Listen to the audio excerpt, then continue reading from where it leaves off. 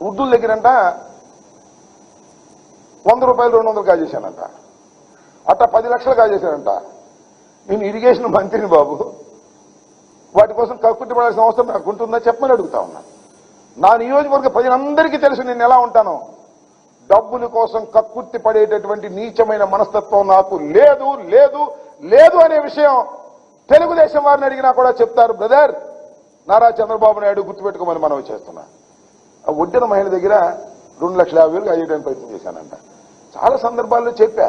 మళ్ళీ అదే రిపీట్. కింద ఎవడో కాగితం రాస్తాడు, చదువుతుంటాడు చంద్రబాబు గారు తెలియదు అసలు ఏం జరుగుతుంది ఇక్కడ. కింద ఎవరో నా మీద కోపం ఉండడు లెటర్ రాసిస్తే అది చదువుతూ ఉంటాడు. నేను అలా కక్కుర్తి పడేటటువంటి మనస్తత్వం కాదు నాది. నా మీద బురద జల్లాలనేటువంటి ప్రయత్నం చేసిన ఆకాశం మీద ఉమ్మితే ఎవరి మీద పడుతుంది, నీ మీదే పడుతుంది. గుర్తుపెట్టుకోమని మనవి చేస్తున్నా. నేను ఈ నియోజకవర్గంలో నన్ను చంద్రబాబు నాయుడు గారు బాగా కక్ష పెట్టాడు, మంచిదే, నాకేం ఐ డోంట్ కేర్. ఎందుకంటే నేను అసెంబ్లీలో కూడా బ్రహ్మాండంగా మాట్లాడతానని, నా మాటకు ఆయన సమాధానం చెప్పలేడని, బయట ప్రెస్ మీట్లో కూడా నేను బాగా మాట్లాడతానని, దానికి సమాధానం కౌంటర్లు ఇవ్వలేరు కాబట్టి నన్ను ఏదో ఒక విధంగా శాసనసభకు రాకుండా అడ్డుకోవాలనేటువంటి ప్రయత్నంతో మా పార్టీలో, కాంగ్రెస్ పార్టీలో ఉన్నటువంటి వస్తాదిని తీసుకొచ్చి నాకు ముందు పోటీ పెట్టారు. అనేక పార్టీలు మారొచ్చినటువంటి వ్యక్తి, నిన్ను అడ్డగోలుగా తిట్టినటువంటి వ్యక్తి. తెలుగుదేశం వాళ్ళు కూడా చెప్తున్నా, ఆయన అన్ని పార్టీలకు కన్నాలు వేశాడు. మీ పార్టీలో కూడా ఉంటాడు అనుకున్నారా? ఏమీ లేదు. తెలుగుదేశంలో అతను ఉండే ప్రశ్నే లేదు. ఓటమి పాలవగానే మళ్ళీ ఎక్కడో కూడా చెక్కేస్తాడు. గుర్తుపెట్టుకోమని మనవి చేస్తున్నా. అలాంటి వ్యక్తిని తీసుకొచ్చి నా మీద పోటీ పెట్టి నన్ను ఓడించాలనేటువంటి ప్రయత్నం చేస్తున్నారు. అనేకమైన గ్లోబల్ ప్రచారాలు చేస్తున్నారు. నేను మనవి చేస్తున్నా, ఈ రాష్ట్ర రాజకీయాల్లో జగన్మోహన్ రెడ్డి గారి అండతో నేను 3వసారి పోటీ చేస్తున్నా. ఇక్కడ నా ప్రజలు నన్ను ఆశీర్వదిస్తారనేటువంటి ప్రగాఢమైన విశ్వాసంతో ఉన్నా నేను.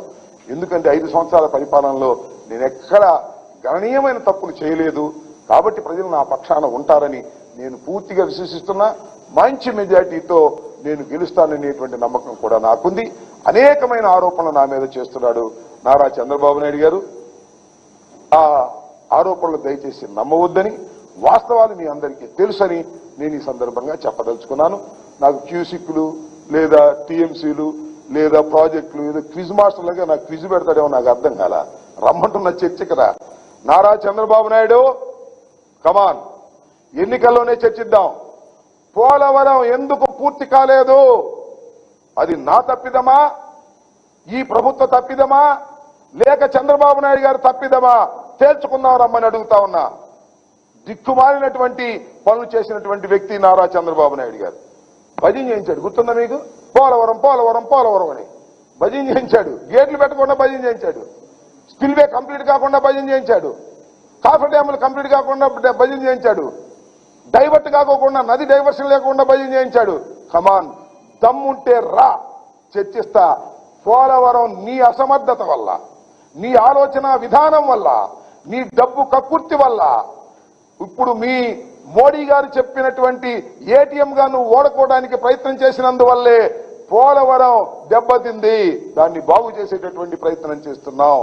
ఏ క్షణంలోనైనా నారా చంద్రబాబు నాయుడు గారితో సిద్ధంగా ఉన్న పోలవరం పూర్తి కాకపోవడానికి ప్రధానమైనటువంటి కారణం నిందితుడు నారా చంద్రబాబు నాయుడు అని మనం